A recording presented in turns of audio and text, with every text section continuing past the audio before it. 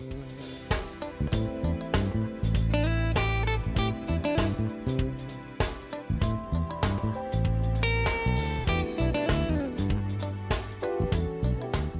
I'm Kenny Anderson, Director of Multicultural Affairs for the City of Huntsville, and welcome to Impact. Each week we bring you information about exciting and important things that are happening right here in the North Alabama area. Today we're going to be talking about a very special summit that's going to be taking place that's going to address the issue of child hunger, an issue that's often looked, especially in Madison County, because Madison County is seen as a high-income community, but yet has many challenges that are being faced by people all around this nation.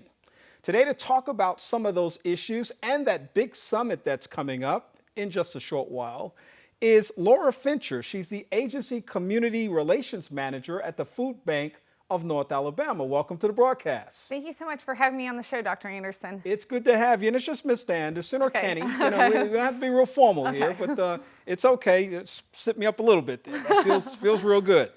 Also with you today is Laurel Moffet. She's a Child Hunger Corp Member. Welcome to the broadcast. Thank you, Kenny. So I wanted to learn two things at the very start of our conversation. First of all, tell us a little something about what the food bank is, because I've had a little chance to be down at the facility and take the tour and kind of understand some of the things that you all are doing, which I think are absolutely fascinating.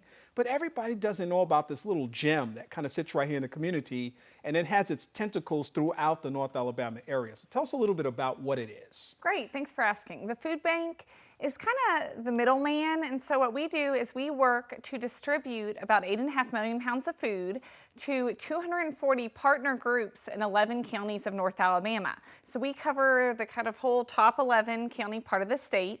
And the groups are different groups that feed hungry people directly. So they're backpack programs, food pantries, soup kitchens, homeless shelters, group homes, maybe that are sober living houses, a wide variety of programs that are feeding the needy, ill, and children free of charge. So what the food bank does is we work to collect all that food by partnering with about 80 grocery stores. So that's, Walmart, Target, Publix, Kroger, Sam's Club, just across the board. All the ones that we would know. Yeah, many of the ones that they donate food, many of them 3 or 4 days a week. We're sending trucks out there to pick up the food.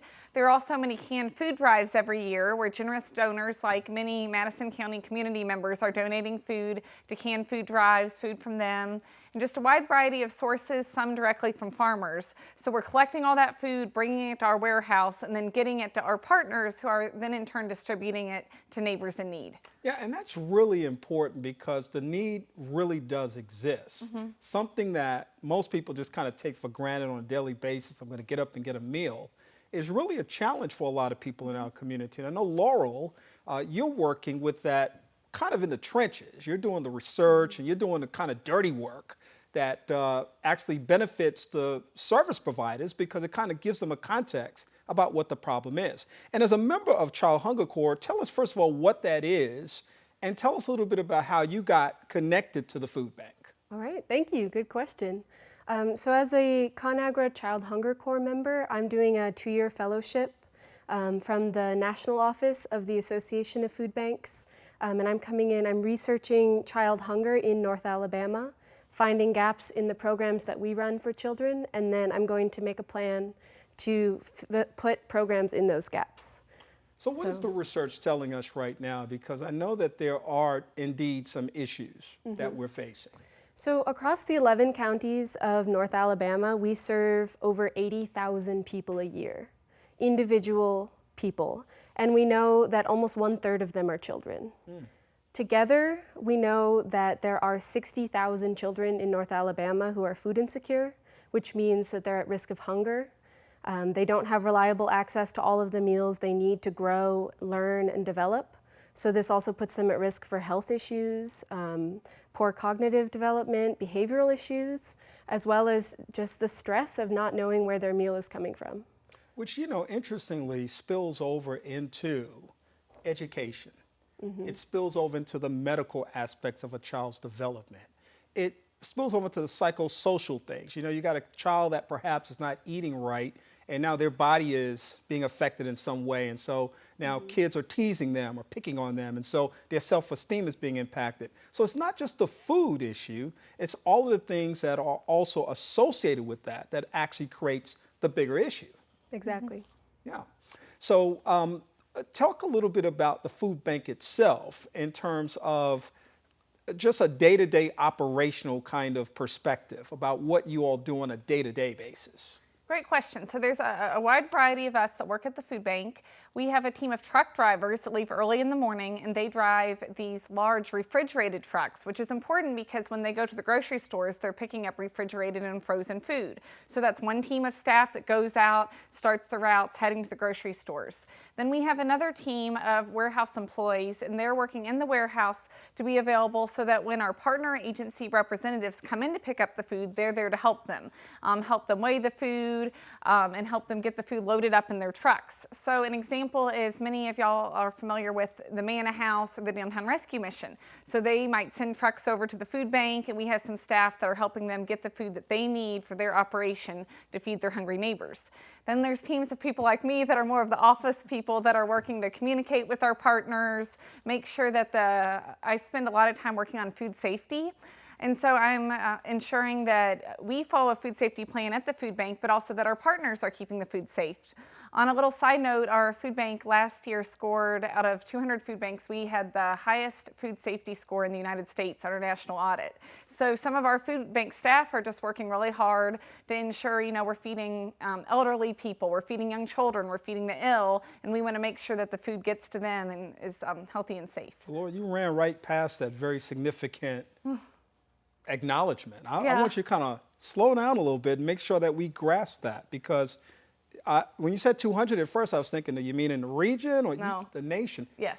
Tell us what that is again, because So that's significant. Yeah, thank you. That's a national audit called the AIB audit, and a team of auditors come in. They're looking at our food safety plan, our policies, and then they score us on a scale. And we scored a 985 out of 1,000, which was the highest score in the entire United States. There are 200 food banks like us that are members of Feeding America, covering the whole country, and we got the top score in 2016. Congratulations. And so we work really hard. We care a lot about the clients that'll be getting the food, and we want to make sure it is at the best quality and safe for them. Well, the reason that's so important to me is because a lot of times we see these kinds of programs and initiatives, and we think that somebody's just doing something charitable, and they're not really digging down too deep into the weeds with the process. They're just kind of getting stuff and then giving stuff. But in reality, you all are actually guardians of this process, where you're actually, in a very compassionate, very caring, sensitive way, making sure that every aspect of the process is taken care of. And obviously it shows, because you're awarded this incredible acknowledgement. And again, congratulations on that. Thank you. It's terrific. And we want to be good stewards, with our donors such as Walmart. When they donate food, they want to make sure that the whole chain, it will go to those that need it, that those that are deserving in a fit fashion. So we just view it as being good stewards of the resources that our donors have given us. Right. And you actually, we're sitting here in Huntsville, Alabama right now, in Madison County, but you actually connect with some other areas in the region. Isn't that correct? Yes. Yeah, we're working to deliver food to Fort Payne next week in DeKalb County. We work with the Shoals down in Coleman County. So we have staff members going out all over the region on a weekly basis, working with our food programs in the 11 county territory. This is a big operation. And so you have a Child Hunger Summit that's coming up here in just a short period of time. We want to make sure that people know all about what's happening, why it's happening, and how they can get connected to it. So tell us about that Child Hunger Summit. I'd love to.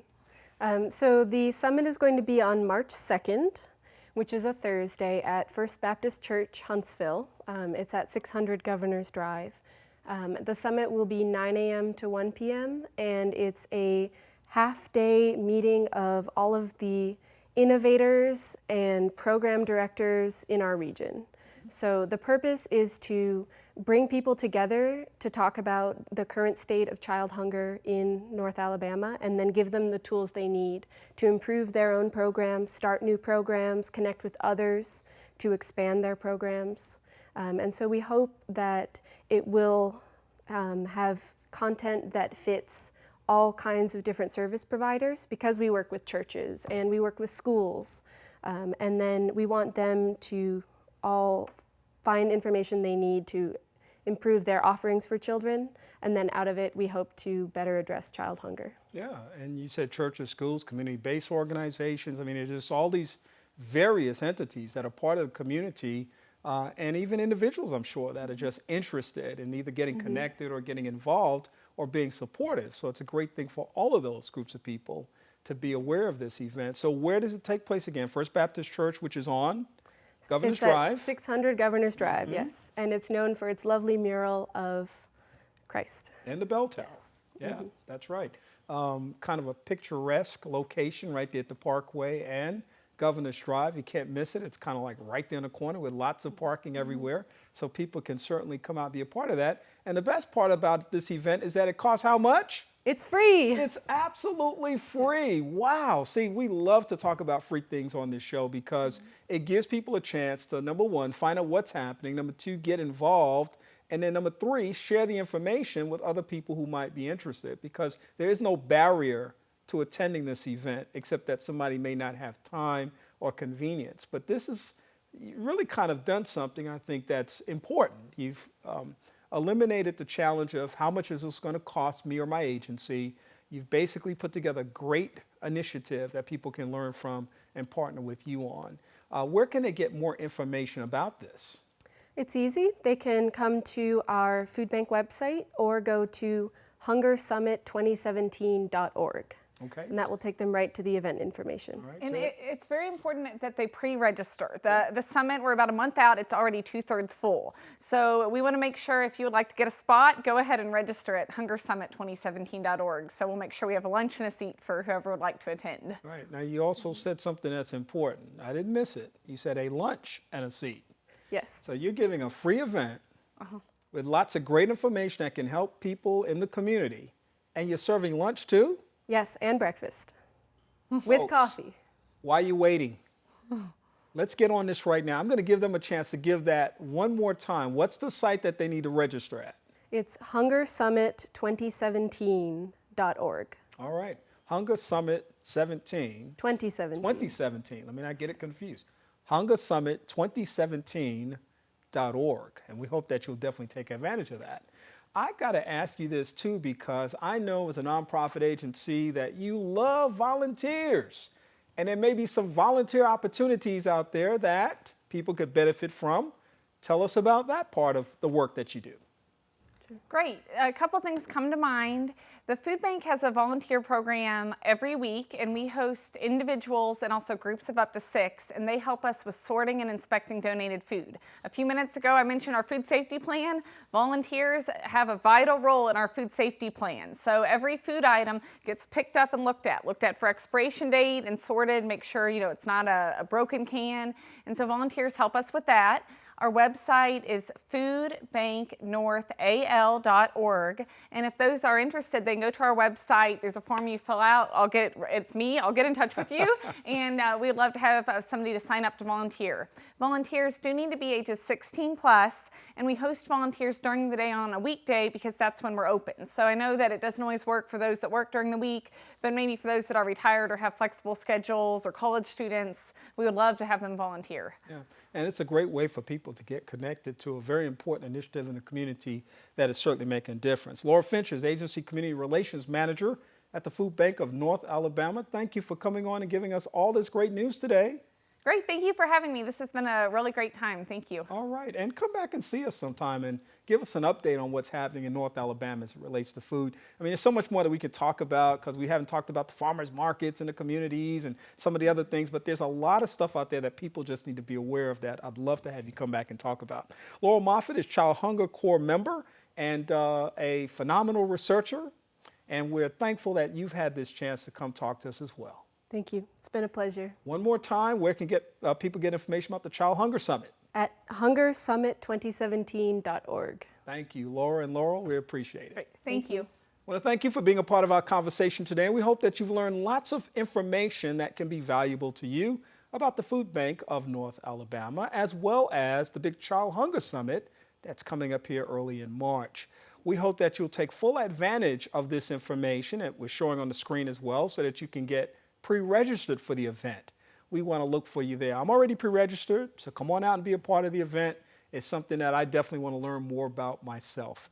We also invite you to like our Facebook page, which is Impact with Kenny Anderson, where you can see a video of the show that you've just watched, as well as behind-the-scenes shots of what happens when the camera stops rolling. For Impact, I'm Kenny Anderson, and I hope that you have a great day.